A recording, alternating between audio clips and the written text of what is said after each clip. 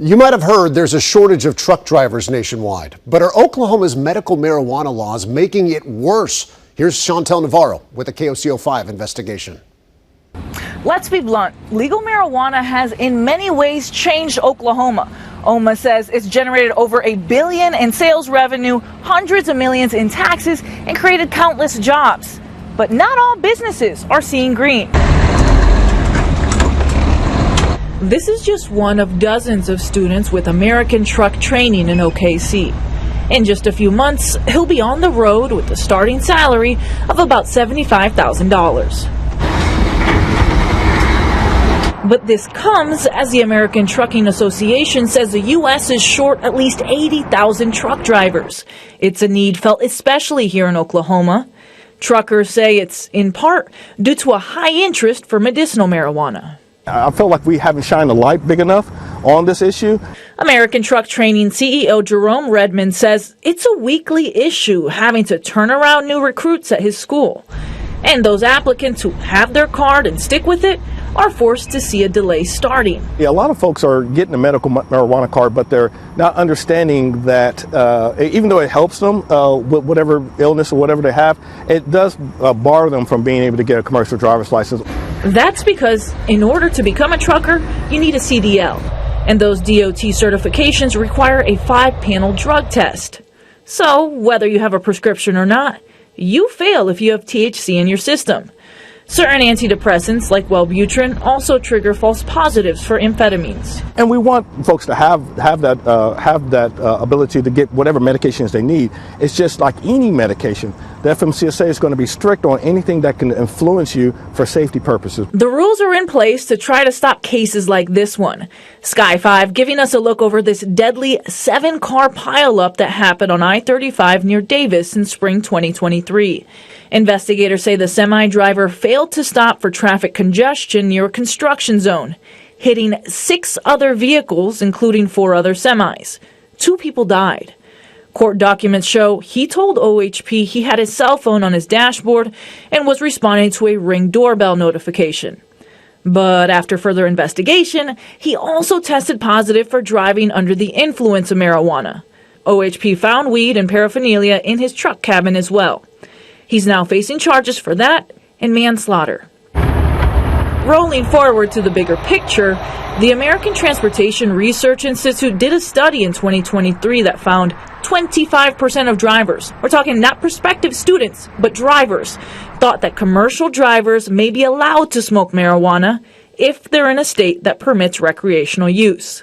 Redmond hopes that people do consider the risks involved, as well as the rewards that could come from a steady job trucking, an industry that only continues to grow. There's a lot of loads and things out there that needs to be hauled. More and more things are getting built. You know, Amazon's not slowing down, right? And they're doing a great job. But in order to keep up with demand, you have to have truck drivers. And my dad was a truck driver.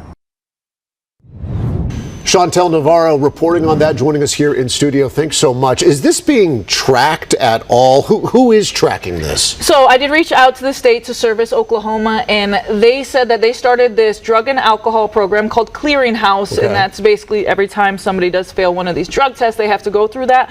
Well, they started that last November. Since then, more than 3,000 people have failed. Have failed? For marijuana or just for failing a drug test in general? Failing the drug test in general. They said they don't specifically track for which drug, so that is a caveat to have there. But so 3,000 failures in general. Mm-hmm. I was curious because you're saying that when people try to get a CDL, mm-hmm. you know, they have to take this drug test, and I was curious, after they get their CDL, do they have to continually take a drug test? How does that work? They do also get random testing, so it's not just people who are just starting out and getting that drug test. It is a randomized test throughout their time as a driver, which is, you know, to keep people accountable in case, you know, they do it at the beginning. And to make it, as you said, blunt to this point, we are hurting in this state because people who want to become truck drivers are failing drug tests repeatedly, and that is creating part of this problem that we're seeing. It's as simple as that. That's exactly what this truck driving school is telling me. They said when I reached out about this, Were they surprised when you reached out and asked them about this? They said, finally somebody is covering this, actually. They said that on a weekly basis almost, they're having people call in and say, hey,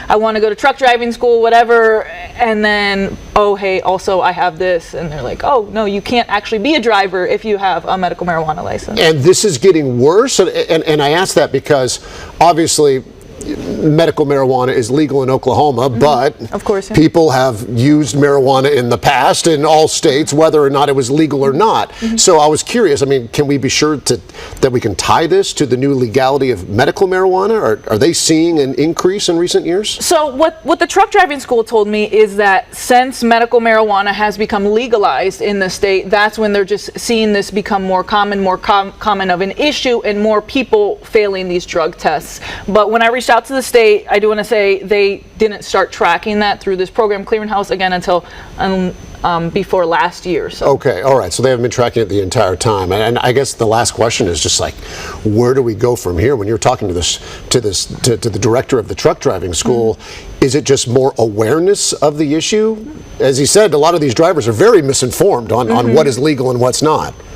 Yeah, I mean, I think that's a big question, right?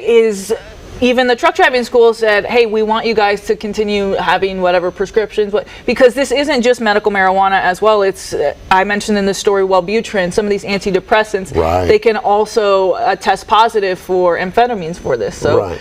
it's just what We can identify the problem, but the solution isn't necessarily as clear. exactly. Yeah. All right, Chantel Navarro, thanks so much. We appreciate the time. All right, thank you, Evan.